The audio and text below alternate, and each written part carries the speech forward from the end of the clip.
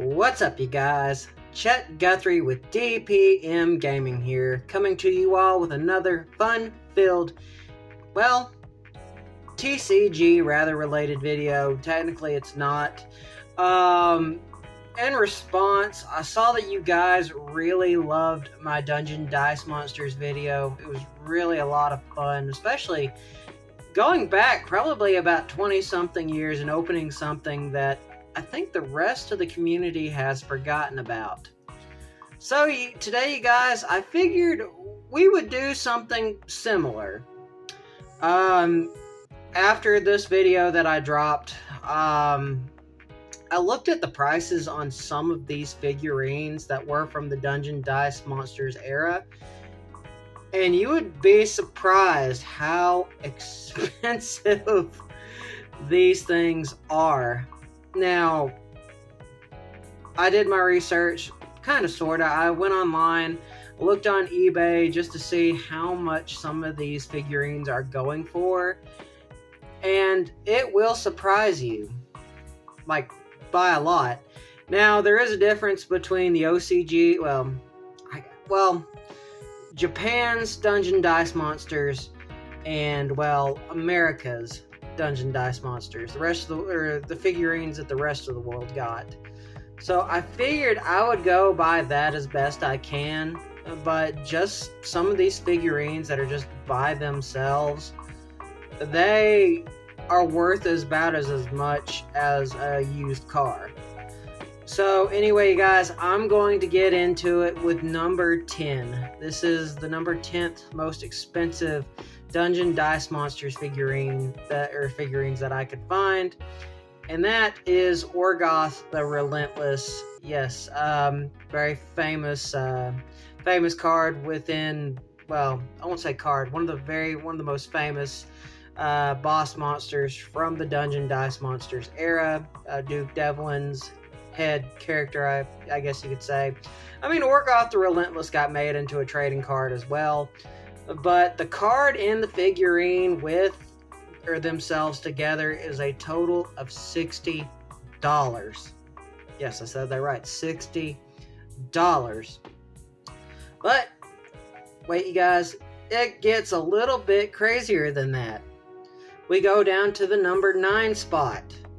The 9th most expensive Dungeon Dice Monster figurine with the card itself is the Blue Eyes White Dragon figurine.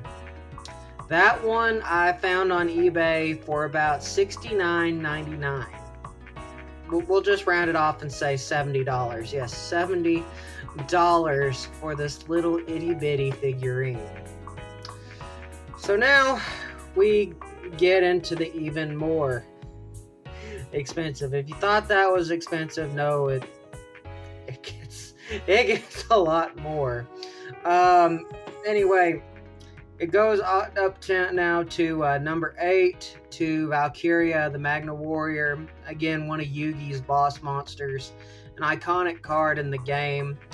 Just the figurine by itself is $140.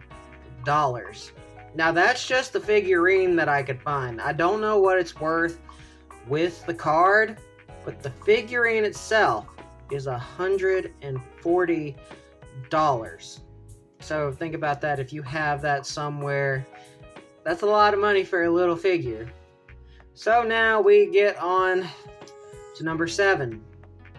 And that number 7 is Dumbness Dark Witch. Now, I probably butchered that. I found one on eBay for about $145. $145. Now, Dumbness Dark Witch. Anyway, we won't get into that. That card, well, I know the card itself, like, back in, like, the days of Yu-Gi-Oh!, it was pretty expensive just because it was an 1800 vanilla monster, and that's kind of back when attack really mattered in the early days of the game. But yes, the figurine by itself, is $145. So now we get on to number 6. Number 6 is the Blackluster Soldier. Now this is both the card and the figurine that it came with. This retails, or what I found on eBay for, is about $150. That is for both the card and the figurine. Again, I think the reason why it was so expensive is I think it was really good in the Dungeon Dice Monsters game, and also it was one of Yu-Gi's iconic cards in the trading card game, and I think really that's where a lot of these prices come from, is because they were just so iconic. But after having talked about that, let's go down even further in the Dungeon Dice Monsters rabbit hole, figurine rabbit hole. You know, if you got rid of these figures, you know, you must be hurting yourself right now. But anyway, let's get back to it. I found a Dark Necrofear on eBay.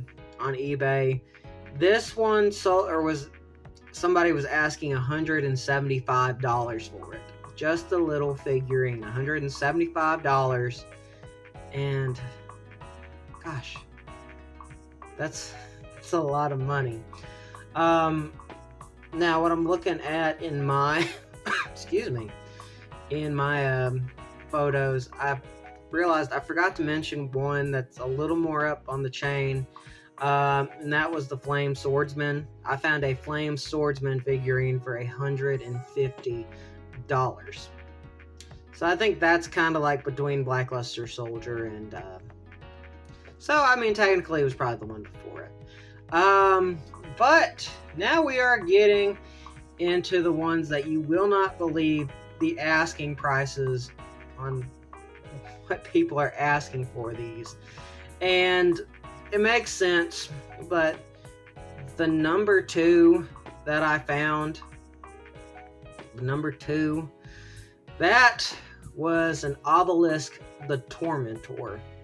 Yes, you know, Kaiba's god card in the game, and as well one of Yu-Gi's iconic cards later on in the series, trading card game, what have you. Somebody is asking $795. Yes, $795 for a little figure. So if you guys were really hardcore into Dungeon Dice Monsters back when it was really going somewhere, look for Obelisk the Tormentor. You might be sitting on the price of a used car. Or if you got both of these, you would definitely have the price, or you'd have the value for a used car. The last one at number 1 that I could find, and that was of course Yu-Gi's most iconic god card, Slifer the Sky Dragon. Now both of them are the same price. Yes, the Slifer the Sky Dragon is $795.